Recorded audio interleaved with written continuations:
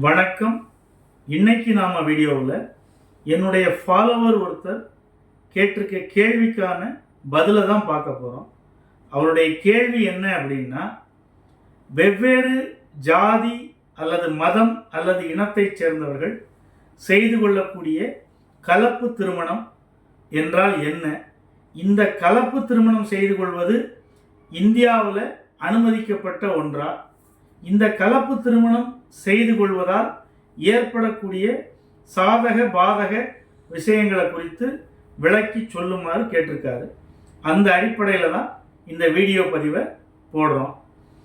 கலப்பு திருமணம் அப்படின்னா மதத்தாலோ இனத்தாலோ ஜாதியாலோ வெவ்வேறு தரப்பட்ட நபர்கள், அவங்க அதாவது வேற வேற ஜாதியை சேர்ந்தவங்க அல்லது வேற வேற மதத்தை சேர்ந்தவங்க அல்லது வேற வேற இனத்தை சேர்ந்தவர்கள், அந்த வேறுபாடுகளை எல்லாம் கடந்து இருவரும் காதலித்து திருமணம் செய்து கொள்ளக்கூடிய முறைதான் கலப்பு திருமணம் என்பதாக சொல்லப்படுது.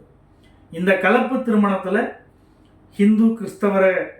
ஹிந்து மதத்தை சேர்ந்தவங்க கிறிஸ்தவ மதத்தை சேர்ந்தவங்களோ, இல்லை கிறிஸ்தவ மதத்தை சேர்ந்தவங்க முஸ்லீம் மதத்தை சேர்ந்தவங்களோ, இல்லை ஹிந்து மதத்தை சேர்ந்தவங்க முஸ்லீம் மதத்தை சேர்ந்தவங்களோ இவங்களுக்குள்ள இணைந்து, அதே மாதிரி ஜாதின்னு எடுத்துக்கிட்டால் ஒருத்தர் எஸ்சியாக இருக்கலாம், ஒருத்தர் பிசி கம்யூனிட்டியாக இருக்கலாம், இவங்களுக்கிடையே திருமணம் செய்து கொள்வது. இனத்தவர்களை பொறுத்தளவில் ஒருத்தர் தமிழ் இனத்தை சேர்ந்தவராக இருக்கலாம், இன்னொருத்தர் வேறு இனத்தை சேர்ந்தவங்களாக இருக்கலாம், இவங்களுக்கிடையே ஏற்படக்கூடிய திருமணம், இதைத்தான் கலப்பு திருமணம் அப்படின்னு சொல்கிறாங்க. இந்த கலப்பு திருமணம் இந்தியாவில் சட்டப்படி அங்கீகரிக்கப்பட்டிருக்கா அப்படிங்கிறது அவங்களுடைய அடுத்த கேள்வி. கண்டிப்பாக அதற்கு சமூக அந்தஸ்து கொடுக்கப்பட்டிருக்கு, சமூகத்தால் ஏற்றுக்கொள்ளப்பட்ட ஒரு திருமணமாக இருக்குது. அது மட்டுமல்ல, இந்த திருமணம் செய்து கொள்வதன் மூலம் ஏற்படக்கூடிய சாதக பாதக விஷயங்களை கேட்டிருக்காங்க. முதல்ல சாதகமான விஷயங்களை பார்த்துடலாம். அவங்களுக்கு சமூகத்தில் அங்கீகாரம் கிடைச்சிருக்கு, அதனால சமூகத்தில் அவங்க ஒரு மரியாதையோடு வாழக்கூடிய ஒரு சூழ்நிலை இருக்குது. அதே மாதிரி போலீஸ் ப்ரொடெக்ஷன் கேட்க முடியும். அவங்க எஸ்பி மூலமாகவோ அல்லது மாவட்ட ஆட்சியர் மூலமாகவோ உயர்நீதிமன்றத்தின் மூலமாகவோ அவங்க அதற்கான பாதுகாப்பு ஏற்பாடுகளை, போலீஸ் ப்ரொடெக்ஷனை அவங்க பெற்றுக்கொள்ள முடியும்.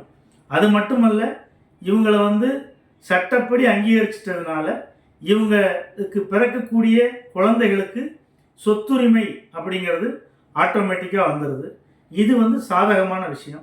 பாதகமான விஷயம் அப்படின்னு பார்த்தோம்னா, இந்த கேஸ்ட்டு, கம்யூனிட்டி, ரிலீஜன் இதில் இருக்கக்கூடிய டிஸ்கிரிமினேஷன், அதனால் ஏற்படக்கூடிய ஒரு பயம், இது சமூகத்தில் இருக்கான்னு பார்த்தோம்னா நிச்சயமாக இருக்குது. சரி, இதில் இருக்கிறதுனால அந்த மக்களுக்கு, கலப்பு திருமணம் செய்து கொள்பவர்களுக்கு அரசாங்கத்தின் மூலமாக ஏதாவது சலுகை இருக்கா அப்படின்னு பார்த்தோம்னா, டாக்டர் அம்பேத்கர்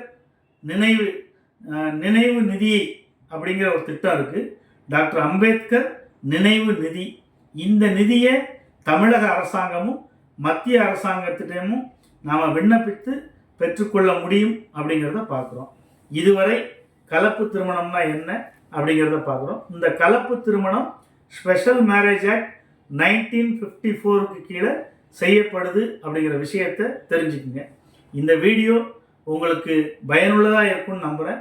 இந்த வீடியோ பிடிச்சிருந்தா லைக் பண்ணுங்கள், உங்களுடைய கமெண்ட் பாக்ஸில் உங்களுடைய சந்தேகங்களை கேளுங்க. ரொம்ப பிடிச்சிருந்தா அதிக அளவில் ஷேர் பண்ணுங்கள். நன்றி, வணக்கம்.